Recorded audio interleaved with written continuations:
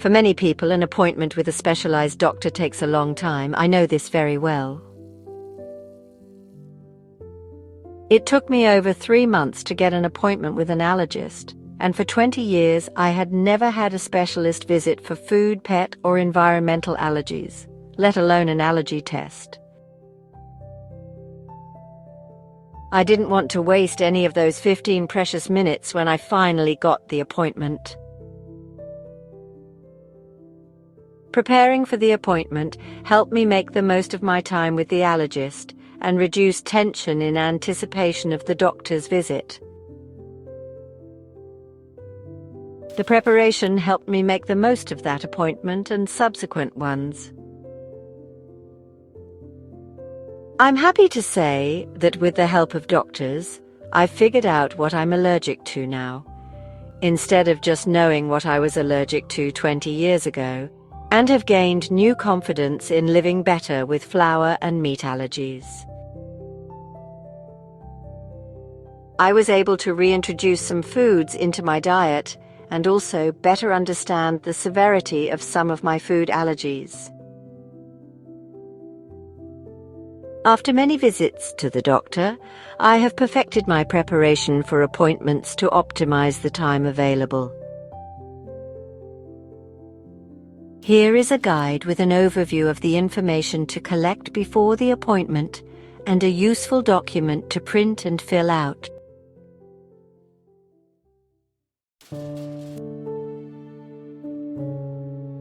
Step 1. Formulate the questions. The first thing to do is gather the topics to discuss with the doctor. When I'm sitting in the doctor's office, I tend to forget at least half of the things I want to talk about. Does it happen to you too?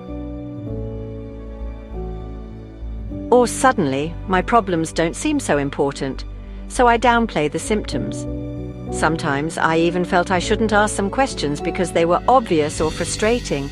I don't want to be a burdensome or inconvenient patient, a person incapable of managing the disease appropriately. Now, I realize this armor is unnecessary when confronting the doctor. Worries will not make you an inappropriate patient. They will make you an aware and responsible patient. It is important to remember not to worry about doctor visits. Doctors are people like us, and they are on our side. If you are embarrassed about something, the solution is to think that the doctor has likely already encountered it in other patients. But what questions should you ask your family doctor? If you're like me, you may want to discuss changes over time or learn more about possible treatments or food testing. The questions do not necessarily have to be medical, as a diagnosis implies a medical condition and a disorder that interferes with one's lifestyle. Therefore, asking about living with food allergies is legitimate. You may want to seek advice on school cafeteria safety, or understand what precautions to take for food allergies while traveling. These visits can also be a time to discuss mental health and quality of life. The appointment with the doctor is when you can finally get answers, and it is therefore important to discuss things calmly.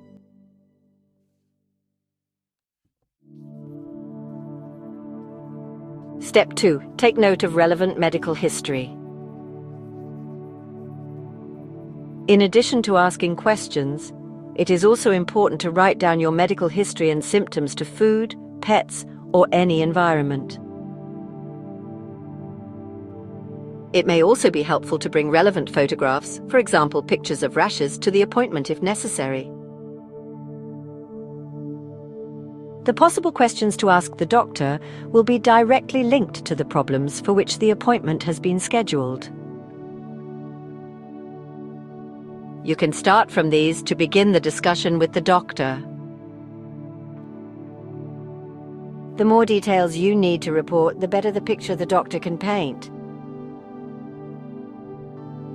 Do you need help organizing your medical history? Answer a few questions to create a profile of your symptoms and prepare for your visit to your family doctor. Also make a list of all the medications and supplements you take. The Dr. Itch podcast contributor, Payal Gupta, asks all patients to take photos of their prescriptions and create an X-ray album on their phone. It is advisable to indicate the name and expiry date of each medicine. If you take vitamins or other supplements, be sure to include the list of ingredients. Step 3. Conduct your research. Another part of preparing for an exam is doing your research. I would like to know the treatment options and technical terms I may encounter. Knowing some basic information can speed up your conversation with your doctor and ultimately help you make more informed decisions. It is important to note that not all sources are equally reliable. Dr. Google could lead you to incorrect and alarmist information, so paying attention to the sources is essential. Organizations, associations, and podcasts are the best sources to get information from. Regarding information not supported by facts, it is always a good idea to check whether the person speaking or writing has negative reviews or connections with companies or brands that could influence their opinions. During the research phase, it is good to write down all the questions that come to mind. When discussing health, no topic should be off the table. We recommend asking about everything from possible treatments to symptoms and diagnosis. When presenting this information to the doctor, you need to discuss it and remember that having read several articles does not make the patient an expert. Preparing for it with an open mind and a collaborative spirit is important to get the most out of your appointment. If the patient had already diagnosed the problem and established a treatment plan independently, the doctor would have very little room for action to do his job. Dr. Gupta suggests approaching the discussion with the doctor. Approach with this attitude. I read this article that suggested this. What do you think? It is better to avoid expressing oneself like this. I have read this and I want to proceed this way. There is a balance between being informed and being too aggressive. Remember that we turn to the doctor for a reason and should trust and rely on him. Finding a doctor with whom you can establish a collaborative relationship is important. A fruitful conversation with your doctor will result in the right way to solve health problems.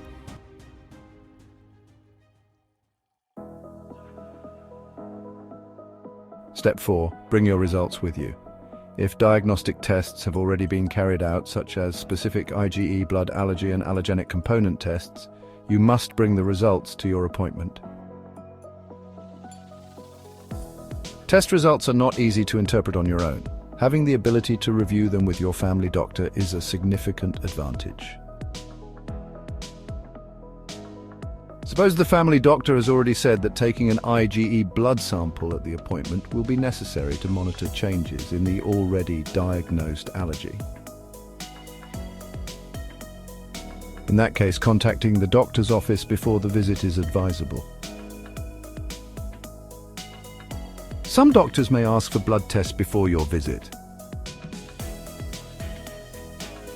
This is so they can discuss the results in person and run any other tests together on the same day. Other suggestions: in doctors' offices, it is often necessary to wait.